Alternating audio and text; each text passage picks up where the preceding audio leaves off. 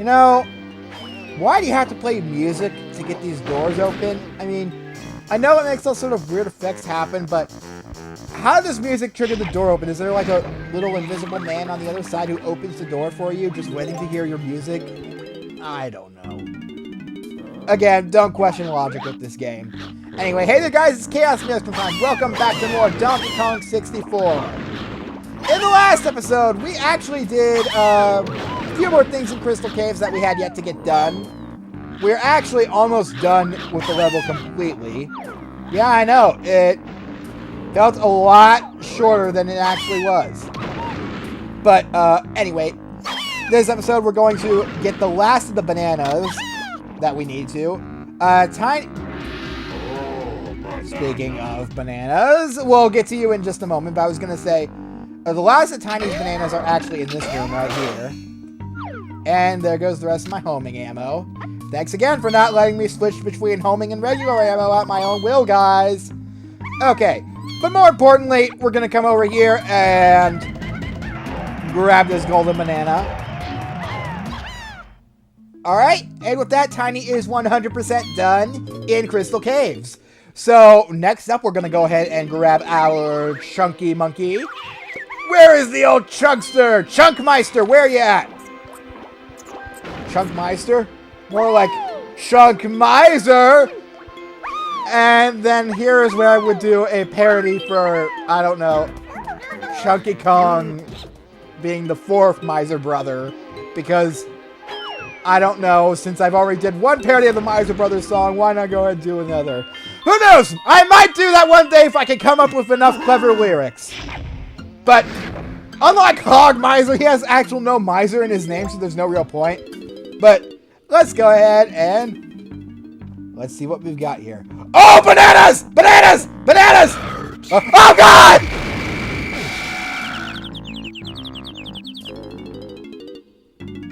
And that's what happens if you proceed through here like a dumbass. Yeah. Those are spotlights you need to watch out for. Basically, the only way we can get through those is if we are actually pretty friggin' clever with what we do. So, what we've got to do here is wait till the spotlights are off the targets, and then, okay, I swear you better not respawn me on there, and we'll grab the Gorilla Gone barrel. There. And apparently, since these spotlights only go off if they detect monkey flesh and not monkey clothes, we're okay. And we have a ridiculously easy game to play. So let's go ahead and get it over and done with. Again, Searchlight Seek is so incredibly easy. I don't understand why anyone would have a difficult time with it. I don't think I have ever lost a single game of Searchlight Seek. Of course, the way things are going, I might lose my first today. Nope, no, okay. Yeah, just... The claptraps walk patterns are predictable. Just go back to the center as after you shoot one, you'll almost always be able to see it in the shadow, or at least the shadow of it walking around. Finding them is almost never a difficult spot. Look, we're done. I'm just glad it's over, because it would have been a shame if I'd have lost that. And there we go. Last golden banana. Alright, you guys know what that means. We've 100%ed this level with everybody. Now I think it's time we finally go and see Snide Senpai. You know, I wonder, does this actually wear off? Give it maybe like a few more seconds to wear off. Just because I want to see if it actually does wear off. Because I don't actually remember it wearing off. No. 5, 4, 3, 2, 1. Guess it doesn't wear off. Okay. Well, still, I mean, maybe I just wanted another excuse for Crosshair to pop out and scare everyone again, but... No. Okay, well, that actually startled me, so you know what? You get the Triangle of Death!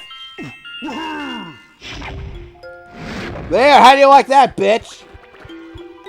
Alright, and since it is still not quite Chunky's time to go and see Snide Senpai, we'll only pay Snide Senpai a visit with the other Kongs. So, I'll go ahead and show you where Snide Senpai is, if we actually saw him a couple episodes ago. But in case you don't remember, I'll refresh your memory. Give me a moment.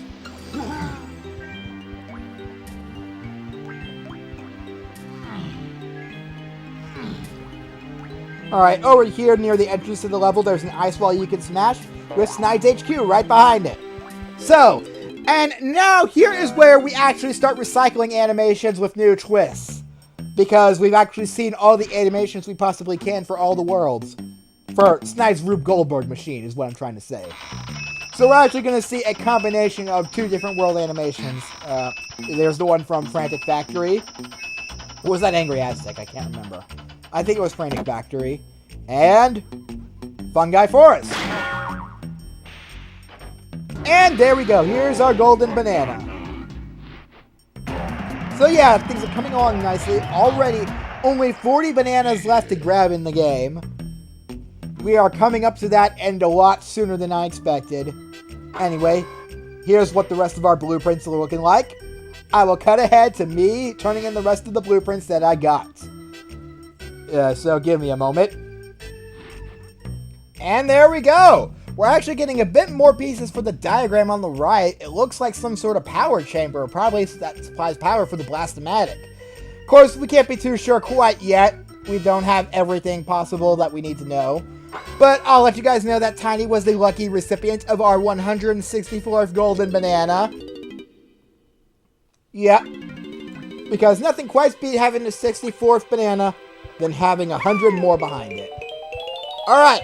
And with all that done out of the way, we are 100% in Crystal Caves. All that's left is the boss. So, let's go ahead and hop on up here. Have Tiny start feeding these guys. Oh, Tiny, you will never be amazing.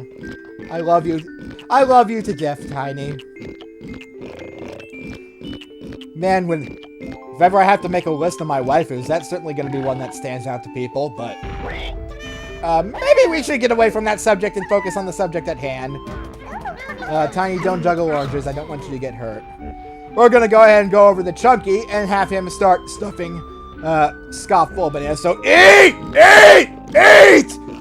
I can just see him screaming that as he just flings those bananas with that animation right at Scoff's face. Scoff's like, I'm eating as fast as I can. Stop. Eat faster, damn it! Bring Chucky paddle stool! Okay. I know I tried to stay away from referencing Tom Fox's playthrough of this game, but what can I say? I freaking love the way he says it. It's so funny. Alright. Time to give Donkey some screen time. He needs some more screen time, because Donkey Kong is great. I mean, never too bad to stray far from the old original member of the DK crew. I mean, he is the leader of the bunch, and we do know him well. And he is, after all, you know, finally back to kick some tail. And his coconut gun can't fire in spurts, because if it shoots ya, it's gonna hurt.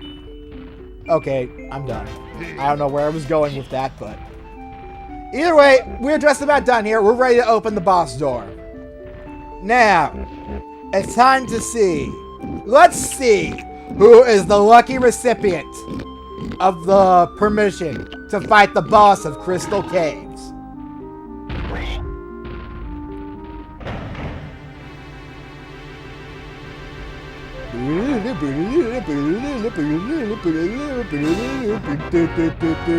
That's right! Donkey Kong has come around again to fight the boss. And since there's only one more actual boss door that we have to go through in the game, I forget what I was going to say, but yeah, it doesn't cycle back and forth between the order that you'll probably think that will, because it's not going to go back to Diddy next time is what I'm trying to say. Alright, so it's finally time. And I'm just going to give you guys a heads up right beforehand. If you guys think that Grant Kirkhope was amazing with conducting boss themes before, holy shit! This level is probably the best boss theme in the game. In fact, I'm not going to talk over it, so I'm going to say something right now. If you guys remember what happened with the last boss we fought, it's going to be a similar case scenario, but I will tell you right now, I'm going to avoid talking over it. Trust me, this fight is going to be a lot cooler than it looks like it's going to be at first. Anyway, let's go.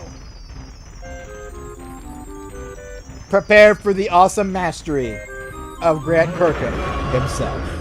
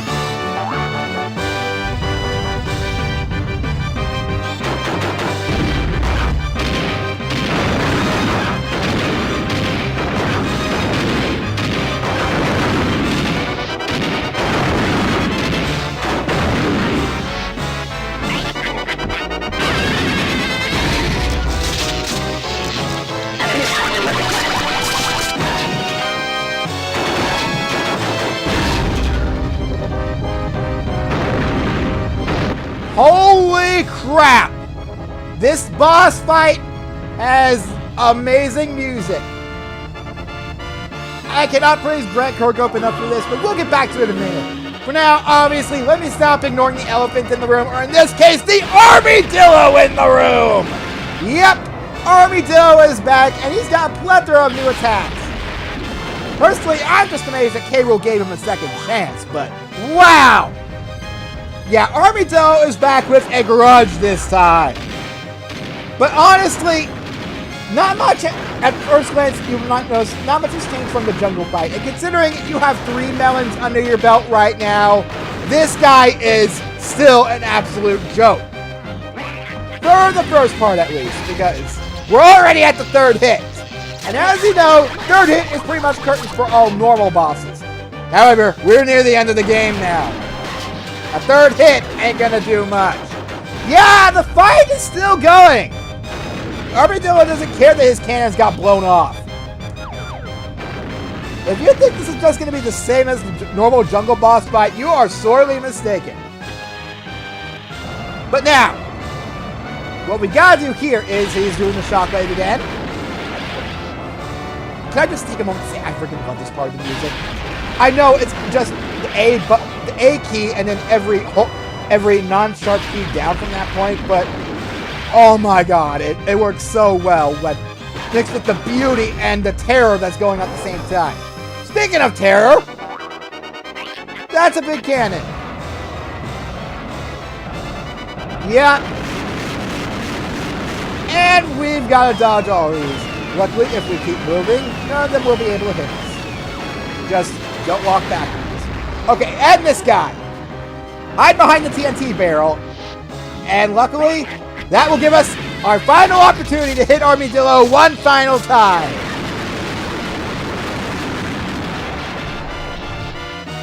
A lot more intense, but Armadillo is still just Armadillo. He's still just a joke.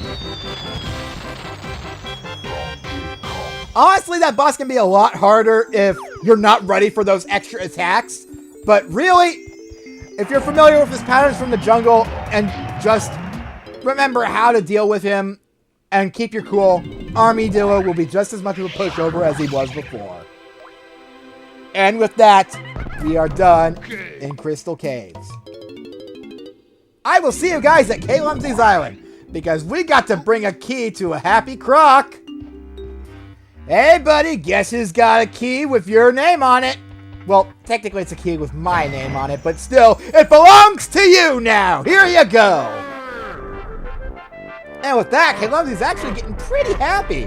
Maybe we'll get something out of this, unlike when we turned in the one for Frantic Factory. Let's see.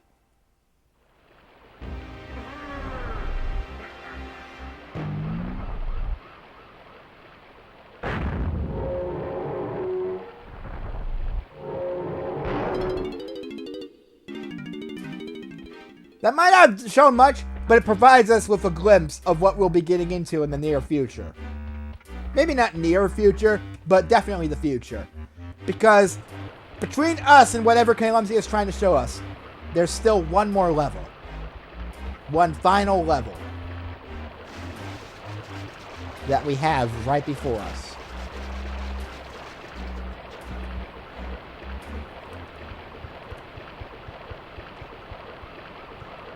Unlike with all the other islands, this one completely lacks music. The only thing you're given is the atmosphere of this storm. And this storm never goes away. Almost makes you feel as if you don't belong here. But no. This cannon was given to us for a reason. We have one more final place to go.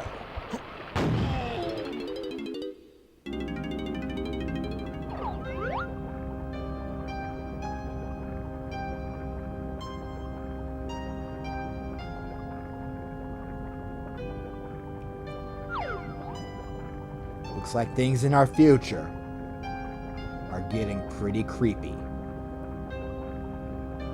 I will see you guys next time.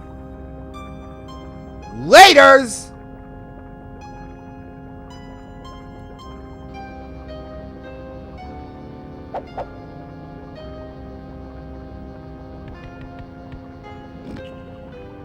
Oh my god, did I just eat that?